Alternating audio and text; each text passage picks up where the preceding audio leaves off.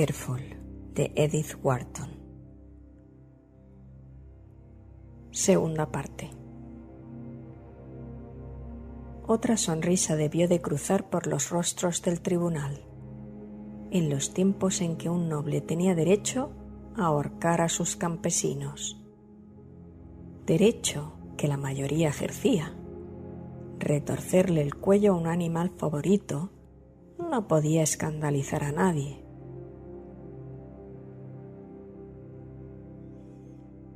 Al llegar aquí, uno de los jueces, a quien al parecer la acusada inspiraba cierta simpatía, sugirió que debían permitirle explicarse a su manera. En consecuencia, hizo la siguiente declaración: que durante los primeros años de matrimonio había estado muy sola, aunque su esposo no la había tratado con rigor. Si hubiese tenido un hijo, no habría sido infeliz, pero los días eran largos y demasiado lluviosos.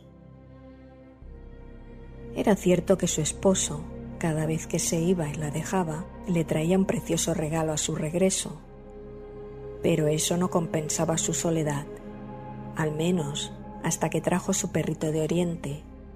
Entonces se sintió mucho menos desdichada. Su esposo parecía complacido al verla tan encariñada con el animal. Le dio permiso para que le pusiese su brazalete de joyas en el cuello y que lo tuviera siempre con ella. Un día se había quedado dormida en su habitación, con el perro a sus pies, como era su costumbre. Tenía los pies desnudos y apoyados en su lomo. De pronto la despertó su esposo. Estaba junto a ella, sonriendo, no con desafecto. «Os parecéis a mi bisabuela, Juliane de Cornu, descansando en la capilla con un perrito a los pies», dijo. La analogía le produjo a la dama un escalofrío, pero rió y contestó: «Bueno, cuando muera, ponedme junto a ella, esculpida en mármol, con el perro a mis pies». «Ja, tendremos que esperar», dijo riendo él también. Luego frunció sus negras cejas y añadió: «El perro es el emblema de la fidelidad». «¿Y dudáis que yo tenga derecho a descansar con él a mis pies?» «Cuando tenga una duda la aclaro», contestó. «Soy viejo», añadió, «y la gente dice que os hago llevar una vida solitaria. Pero juro que tendréis vuestro monumento si os lo ganáis». «Y yo os juro ser fiel», replicó ella, «aunque no sea más que por tener mi perrito a los pies».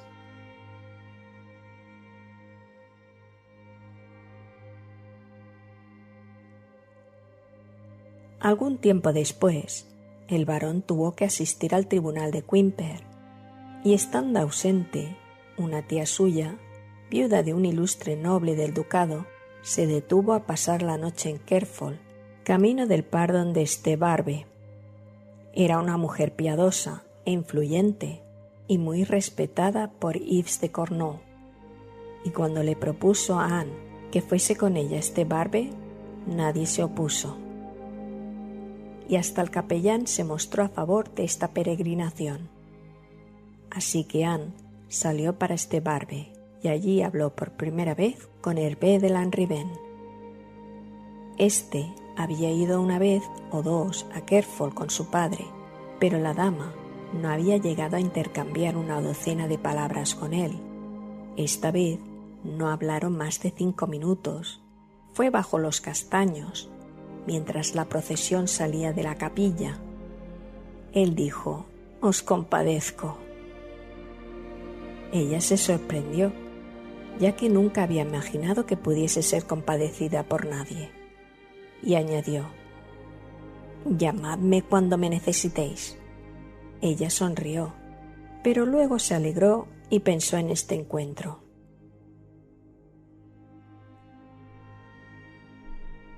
Confesó haberlo visto 3 veces después, no más.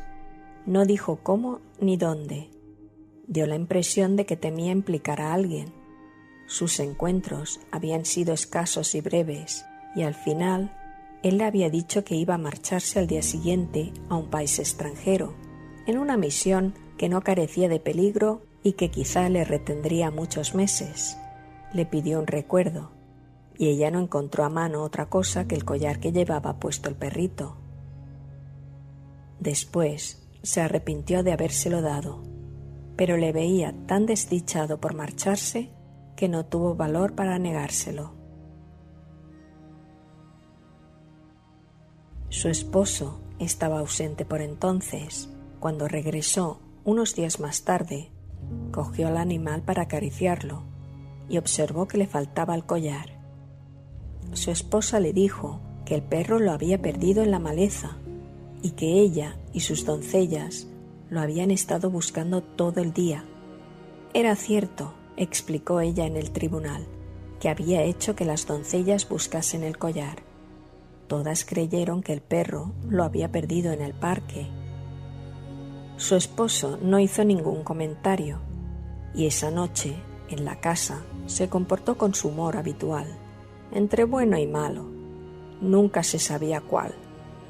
Habló mucho, comentando qué había hecho y visto en Rennes, pero de cuando en cuando se quedaba callado y la miraba severamente. Y cuando ella se retiró a dormir, encontró a su perrito estrangulado encima de la almohada.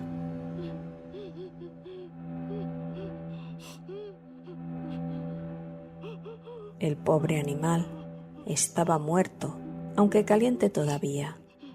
Se inclinó para cogerlo y su angustia se convirtió en horror al descubrir que había sido estrangulado con 2 vueltas de la gargantilla que ella le había dado a Lanrivain.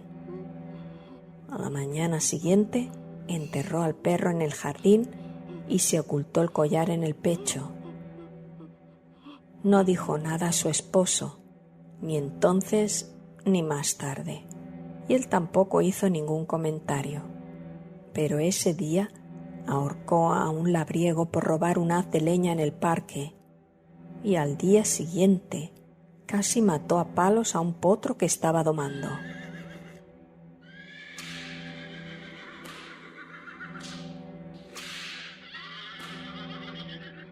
Empezó el invierno. Pasaban uno tras otro los cortos días y las largas noches, y la dama no tenía noticias de Hervé de Lanrivain. Quizás su esposo lo había matado, o tal vez habían robado la gargantilla. Día tras día, junto al fuego, entre las doncellas atareadas hilando, y noche tras noche, sola en la cama, se sumía en conjeturas y temblaba. A veces en la mesa, su esposo la miraba y sonreía. Entonces tenía la convicción de que Lanrivain había muerto. No intentó obtener noticias suyas, porque era seguro que su esposo se enteraría. Estaba convencida de que podía averiguarlo todo. Y cuando una noche fue al castillo a guarecerse una bruja que tenía fama de vidente y de mostrar el mundo en su cristal, y las doncellas se congregaron a su alrededor, Anne se mantuvo apartada. El invierno fue largo, oscuro y lluvioso. Un día, en ausencia de Yves de Cornault, llegaron a Kerfol unos gitanos con un puñado de perros amaestrados. Anne les compró el más pequeño y el más listo, uno castaño. Parecía haber sido maltratado por los gitanos y se refugió junto a ella de manera quejumbrosa cuando lo apartó de los demás. Esa noche regresó su esposo y cuando Anne se fue a dormir encontró al perro estrangulado sobre la almohada.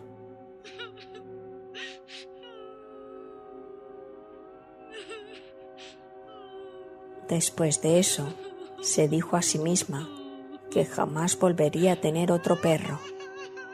Pero una noche de mucho frío encontraron a un lebrel flaco gimiendo en la entrada del castillo. Lo recogió y prohibió a las doncellas que se lo dijesen a su esposo. Lo ocultó en una habitación en la que no entraba nadie. Le llevó comida de su propio plato, le hizo un cálido lecho para que durmiese y le cuidó como a un niño. Regresó Yves de Cornault a casa y al día siguiente Anne encontró a Lebrel estrangulado sobre su almohada. Lloró en secreto, pero no dijo nada, y decidió que aunque se encontrase un perro a punto de morir de hambre, no lo traería por nada del mundo al castillo. Pero un día se encontró un cachorro de perro pastor, una bola de algodón manchado y con los ojos azules, tumbado, con una pata rota en el jardín. Yves de Cornault estaba en Rennes, así que entró al perro, lo calentó y alimentó, le vendó la pata y lo ocultó en el castillo hasta el regreso de su esposo. El día antes se lo dio a una campesina que vivía muy lejos y le pagó generosamente para que lo cuidase y no dijese nada. Pero esa noche oyó aullar y arañar en su puerta, y cuando abrió, el cachorro cojo, empapado y tiritando, saltó sobre ella con sus pequeños ladridos lastimeros. Lo ocultó en su cama, y a la mañana siguiente iba a llevárselo otra vez a la campesina, cuando oyó a su marido entrar a caballo en el patio. Encerró al perro en una arca y bajó a recibirlo. 1 hora o 2 más tarde, cuando regresó a su habitación, el cachorro yacía estrangulado sobre su almohada.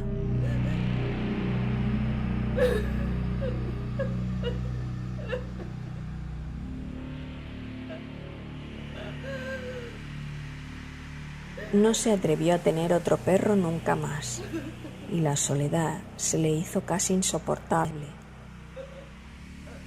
A veces, cuando cruzaba el patio del castillo y creía que nadie la miraba, se detenía a acariciar al viejo pointer de la entrada.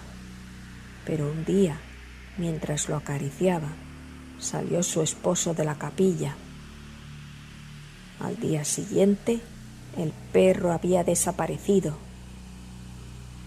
Esta extraña historia fue contada en una sola sesión del tribunal, ni escuchada sin comentarios incrédulos. Era evidente que los jueces estaban sorprendidos de su puerilidad y que no ayudaba a la acusada a los ojos del público. Era un extraño relato, evidentemente, pero ¿qué probaba? Que Yves de Cornault tenía aversión a los perros y que su esposa, para satisfacer su propio capricho, hacía caso omiso de manera pertinaz de esta aversión. En cuanto a alegar esta trivial desavenencia como pretexto para sus relaciones, fueran de la naturaleza que fuesen, con un supuesto cómplice, el argumento era tan absurdo que su propio abogado lamentó manifiestamente haberle permitido hacer uso de él, y trató varias veces de interrumpir la historia. Pero ella siguió hasta su conclusión con una especie de insistencia hipnótica, como si las escenas que evocaba fueran tan reales que hubiese olvidado dónde se encontraba y creyese que las estaba viviendo otra vez.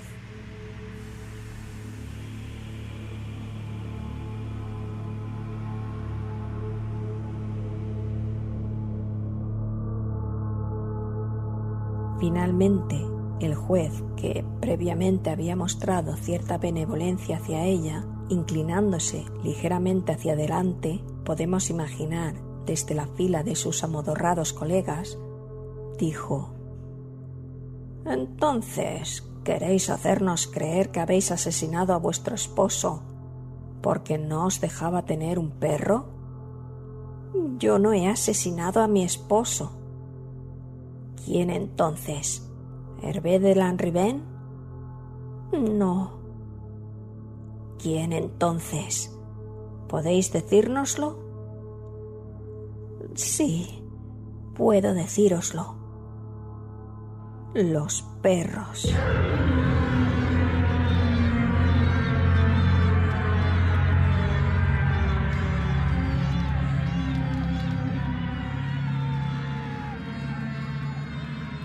Al llegar aquí, la sacaron de la sala, desmayada. Es evidente que su abogado trató de hacerla abandonar esta idea de defensa.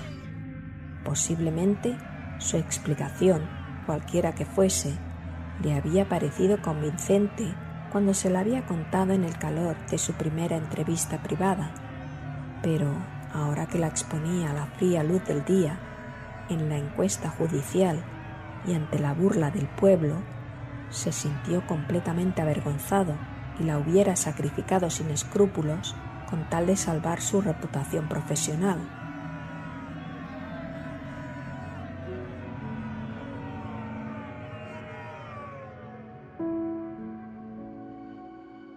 Pero el obstinado juez, quien quizá en realidad era más inquisitivo que amable, quería oír evidentemente toda la historia, y al día siguiente le ordenó que continuase.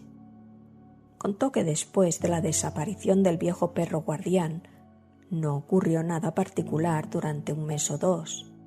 Su esposo se comportaba como de costumbre. La dama no recordaba ningún incidente especial. Pero una noche llegó al castillo una buhonera y se puso a vender adornos y abalorios a las doncellas. Ella no se sentía con ánimos para estas cosas, pero estuvo un rato contemplando cómo las mujeres se escogían. Y entonces, no sabía cómo, la buhonera la persuadió para que le comprase un pomo o perfumador en forma de pera de fuerte fragancia. Una vez le había visto algo parecido a una gitana. Ella no quería el perfumador y no sabía por qué lo había comprado.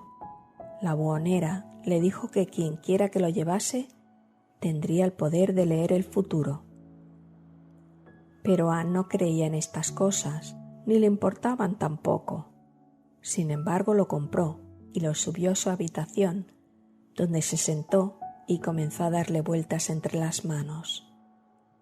Entonces le atrajo el extraño olor y empezó a preguntarse qué clase de especia tendría la cajita. La abrió y encontró como una judía gris envuelta en una tira de papel, y en el papel vio un signo que ella conocía, con un mensaje de Hervé de Lanrivain, diciendo que había regresado y que estaría en la puerta del patio esa noche en cuanto la luna se ocultara. Quemó el papel y se sentó a pensar. Anochecía ya y su esposo estaba en casa. No había medio de advertir a Lanrivain y no pudo hacer otra cosa que esperar.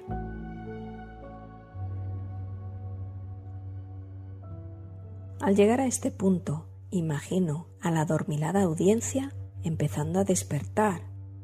Incluso el más viejo del estrado debió de recrearse imaginando los sentimientos de una mujer al recibir a la caída de la tarde el mensaje de un hombre que vivía 20 millas al que no tenía medios de mandarle aviso. No era una mujer lista, supongo, y la primera consecuencia de sus reflexiones parece que fue el error de comportarse esa noche demasiado amablemente con su esposo. No pudo inducirlo a beber en exceso, según el recurso tradicional, porque, aunque a veces bebía mucho, su cabeza resistía bastante, y cuando bebía más allá de su resistencia, era porque así lo quería él y no porque una mujer lo persuadiese, sobre todo su esposa, ahora que la consideraba agua pasada. Mientras leía el caso, imaginé que no habría dejado en él otro sentimiento que el odio ocasionado por una supuesta deshonra. Fuera como fuese, trató de recurrir a sus viejos encantos.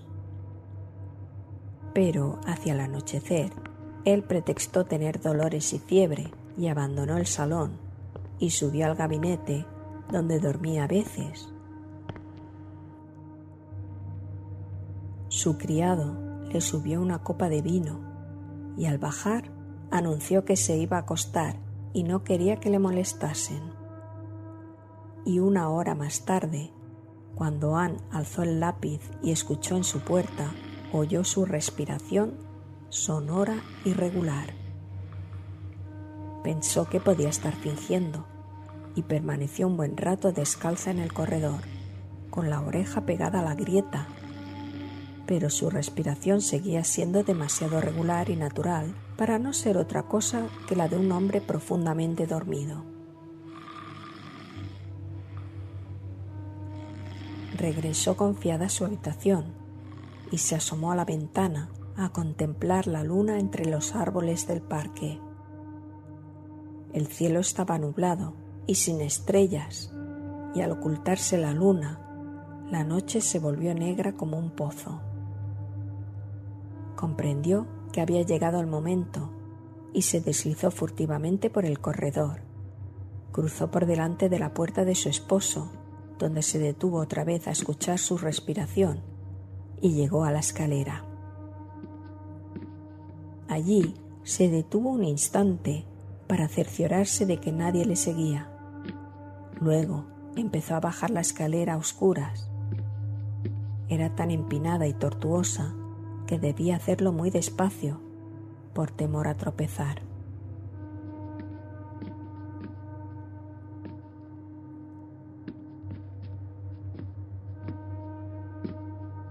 Su único propósito era descorrer el cerrojo de la puerta, decirle a Lanrivain que huyese y regresar apresuradamente a su habitación. Había probado el cerrojo por la tarde y se las había arreglado para ponerle un poco de grasa.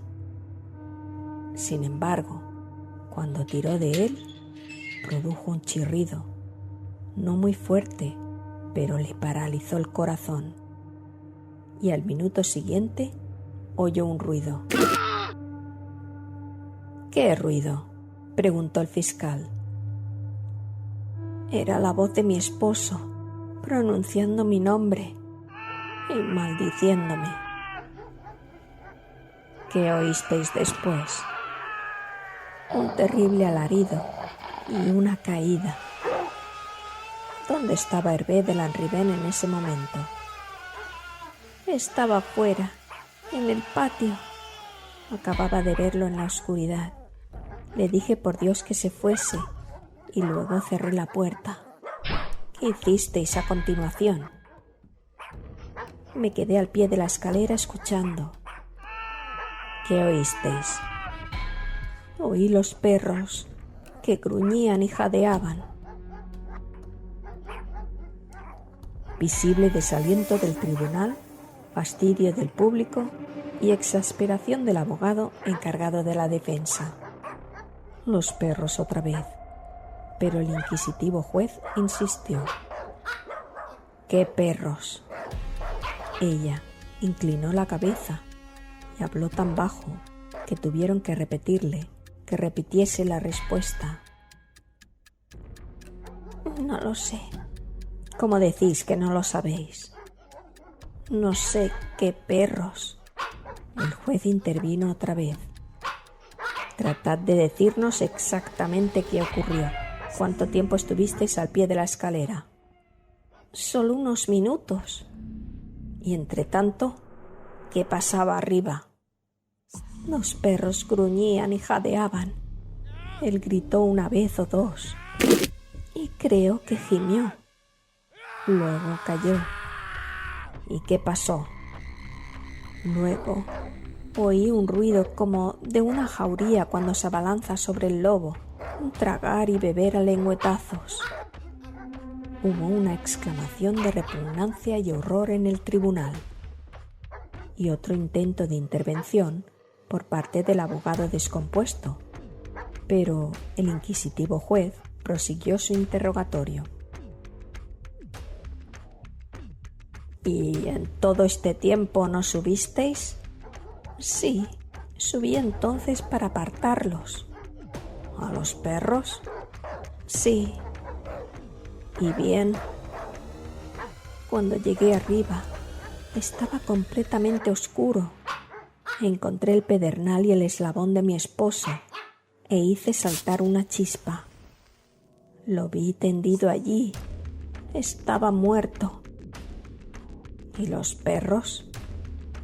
Los perros se habían ido. ¿Se habían ido a dónde? No lo sé. No había salida y no había perros en Kerfol. Se irguió, cuán alta era, alzó los brazos por encima de la cabeza y cayó al suelo de piedra con un alarido prolongado. Hubo un momento de confusión en la sala. Se oyó decir a alguien del estrado: «Este es un caso claro para las autoridades eclesiásticas». Y el abogado de la prisionera debió de saltar, pinchado ante tal sugerencia. A partir de aquí, el juicio se pierde en un laberinto de preguntas y disputas. Cada testigo llamado corroboró la declaración de Anne de Cornaux de que no había perros en Kerfol. No había ninguno desde hacía meses. El amo de la casa les había cogido aversión. Eso era innegable. Pero por otra parte, en el interrogatorio hubo largas y agrias discusiones sobre la naturaleza de las heridas del muerto. Uno de los cirujanos llamados a declarar dijo que las señales parecían mordiscos. Se reavivó la insinuación de brujería y los abogados oponentes se leyeron a gritos uno a otro gruesos librotes de nigromancia. Finalmente, Anne de Cornaux fue conducida otra vez ante el tribunal, a petición del mismo juez, y se le preguntó si sabía de dónde podían haber llegado los perros de los que hablaba. Por el alma de su Redentor, juró que no. Entonces, el juez le hizo una pregunta final. «Si os hubieran sido familiares los perros que os pareció oír, ¿creéis que los habríais reconocido por sus ladridos?» «Sí». ¿Y reconocisteis a alguno?» «Sí». ¿Qué perros os pareció que eran?» «Mis perros muertos», dijo en un susurro. La sacaron de la sala para no reaparecer más. Hubo alguna investigación eclesiástica y el final del asunto fue que los jueces disintieron entre sí y con la autoridad de la Iglesia, y que Anne de Cornaux fue confiada a la custodia de la familia de su esposo, que la encerró en la torre de Kerfol, donde se dice que murió años después, loca, inofensiva.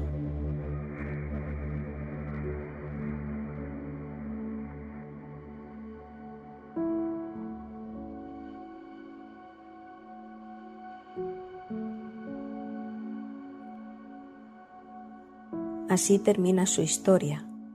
En cuanto a Hervé de Lanrivain, solo tuve que pedirle a su descendiente colateral que me contase los detalles posteriores.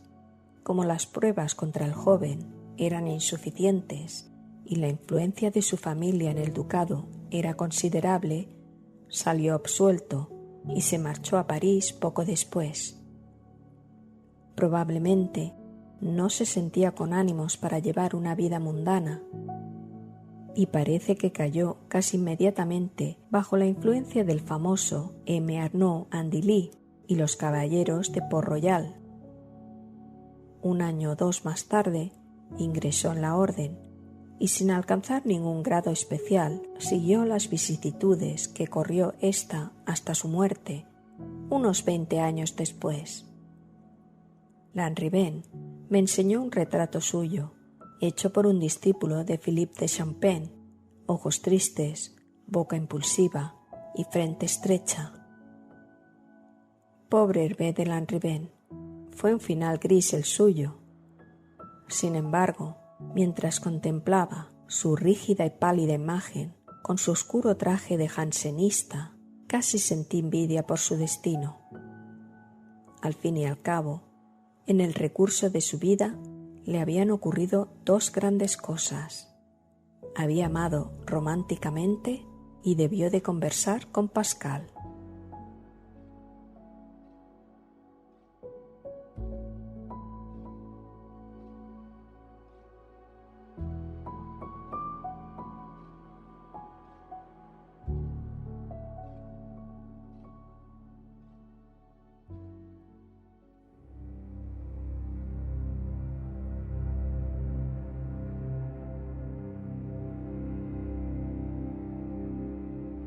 Edith Wharton fue una novelista estadounidense nacida en 1862 y fallecida en 1937. Es conocida por su aguda observación de la sociedad de la élite durante la Gilded Age, el periodo de finales del siglo XIX y principios del XX, caracterizado por la opulencia y la ostentación. La Gilded Age, Edad Dorada, es un término que se utiliza para describir un periodo en la historia de los Estados Unidos que abarca aproximadamente desde la década de 1870 hasta alrededor de 1900. El término fue popularizado por Mark Twain y Charles Dudley Warner y se caracteriza por la industrialización, crecimiento económico, pero con grandes desigualdades. Es decir, la Edad Dorada se usaba de manera irónica para destacar la superficialidad de la prosperidad y el progreso de la época, ocultando problemas profundos como la corrupción y la desigualdad social.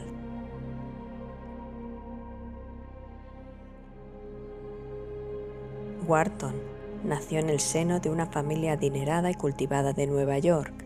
A pesar de que su infancia fue privilegiada, se enfrentó con problemas emocionales y de salud.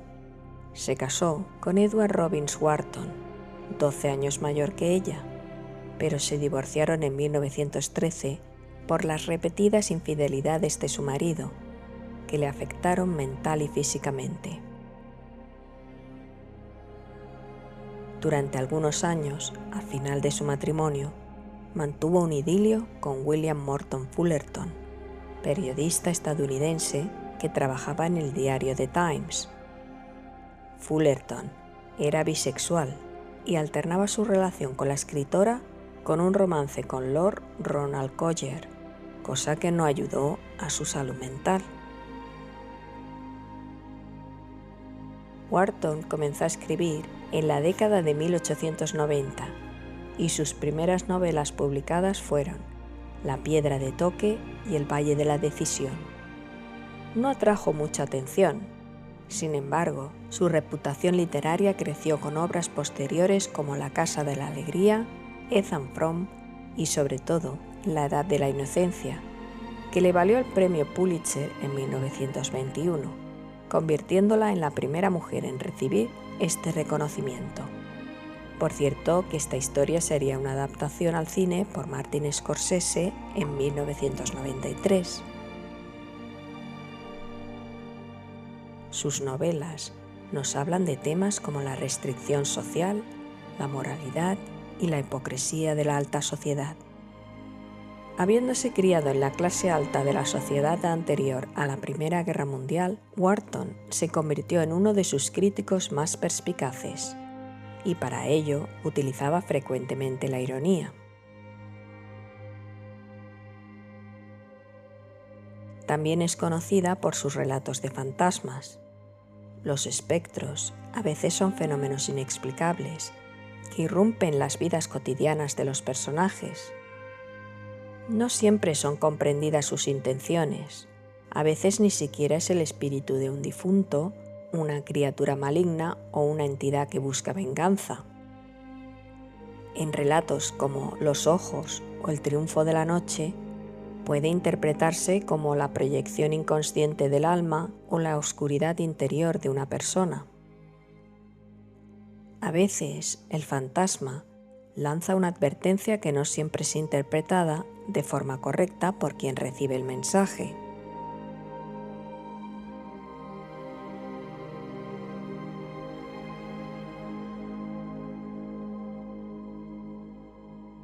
Además de la escritura, se interesó por la arquitectura y el diseño de jardines. Eso explica la detallada descripción del jardín en la primera parte del relato de Kerfol. Y como no, fue una gran amante de los animales, especialmente de los perros, ya desde su infancia cuando recibió un cachorro de Pomerania llamado Foxy. Wharton dijo una vez: «La relación con mi primer perro me convirtió en una persona sensible y consciente, fieramente posesiva, ansiosamente atenta, y despertó en mí ese permanente anhelo de piedad que nada ha conseguido apagar jamás hacia los animales y hacia todos los seres incapaces de articular palabra». En su mansión están enterrados algunos de sus perros y se pueden ver las tumbas de Mimi, Toto, Miza y Jules, 4 de los numerosos perretes que Wharton tuvo a lo largo de su vida. Desde la ventana de la sala de estar y de la biblioteca donde escribía, podía ver el cementerio y las tumbas donde reposaban sus queridos perros. Cuenta la leyenda que, desde la muerte de la escritora, se han visto numerosos fantasmas en su mansión, incluidos sus perros. El núcleo de mi vida está bajo mi techo, entre mis libros, mis perros y mis amigos íntimos.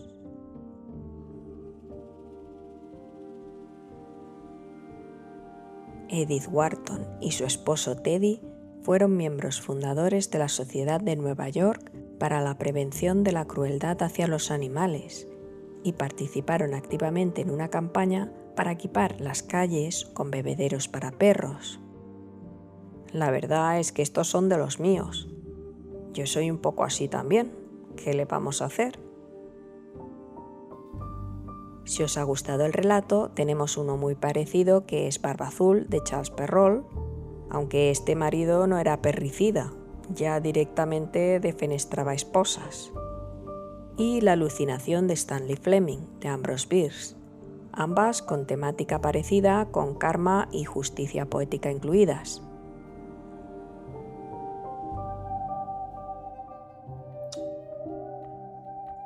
En fin, por hoy nada más. Si eres nuevo por aquí, échale un vistazo a esta modesta biblioteca audio que voy aumentando poquito a poco. Y date un paseo por el canal, que seguro que alguna otra historia te podrá interesar. La semana que viene tendremos el relato completo y ya veremos qué tendremos a la siguiente. Ya sabéis que soy muy caótica y voy al albur del viento según como sople. Si te ha gustado este programa, no te olvides de darme un me gusta, comentar, porque seguro que, como siempre, me he dejado algunas cosas en el tintero. Si te ha gustado mucho, suscríbete y comparte esparciendo mis horrores favoritos por el mundo. Pero si de verdad te ha encantado, además de la monedita del supergracias de YouTube, puedes ir al link de invitarme a un café que os dejaré en la descripción. Ya está desde cualquier plataforma de vídeo o audio que me escuchéis, ya sea YouTube, iVoox, Spotify, aunque también estoy en Odyssey, Rumble, Audible y en muchas más. Algunas ni siquiera las conozco. Os recompensaré con un mordisco beso en los ijares y una dedicatoria en mi próximo audio. Eso si sobrevivís al mordisco beso, claro. Precisamente quiero dedicar este audio a Nelson Díaz, a quien espero pueda encontrar un poco de luz en la oscuridad. Sé que alguno de vosotros no lo estáis pasando muy bien precisamente, y si el tiempo que dedico a elaborar mis audios os pueden ayudar a desconectar un poco de vuestra realidad, bien empleado estará. Y bien, nada más por hoy. Un besazo desde las fosas abisales del inframundo, porque ya solo me queda desearos muy buenas noches, mis queridas criaturas oscuras.